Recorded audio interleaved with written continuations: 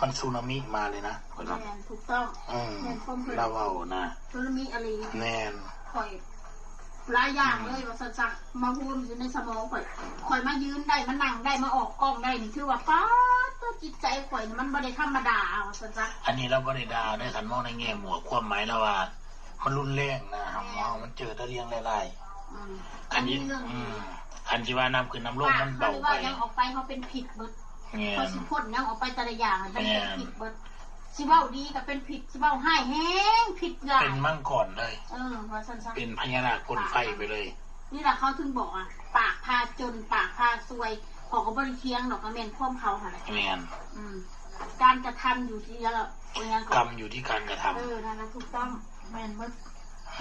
คิวไทยคิวมันคือเราเคยตั้งคำถามกับทุกเจ้าอยู่กรรมมันเป็นโตแนวใดเคยแม่นแล้วก็ชีวิตคอยครับ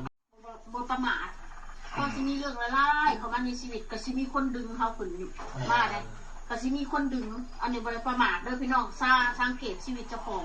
พอสิมีเรื่องละลายแบบเขามาแทรกคือเขาเป็นจิตตายให้ได้แต่มันก็มีแนวคนดีๆเขามาหาเขามันดึงเขาขึ้นจากเหวแบบนี้มีอะไรเป็นในข่อยนะถึงที่มีขวงน้ำบันไดก็ยังมามีเฮียงซอยมาแล้วแม่นมีผู้รักผู้ใหญ่ที่คนยังดึงเขาขึ้นมาได้ถึงสิบมากบ่ดึงได้หลายก็ดึงได้หน่อยว่าสันซะคือว่าคนได้ซอยว่าสันซะอันนี้ทันแน่น้องวันในเรื่องจริงเลยข่อยยังบ่เป็นว่าเรื่องเฮ็ดบาทจังซี่เงินบัดขาดกระเป๋ามีรถแนวใดบ่ตายน้ำลายปอดออกมาโหลดไปเป็นแนวนั้นได้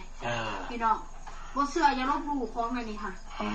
พ่อข่อยเงินข่อยบัดเรื่อยๆอยู่400-500บ่หรือ200-300บ่ข่อยมีแนวสิได้มันเพื่อกับผู้ใหญ่ใจดีเป็นโอนให้ข่อยมันเพื่อกับกระถึกเลขน้ำลายปอดออกมาได้เงินบริการทงได้มีพ่อได้ใช้ตลอด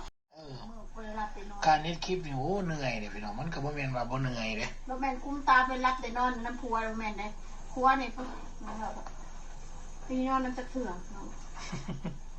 มันเบิ่งบอลส่วนมันได้กุ้มตาของกินหน่อย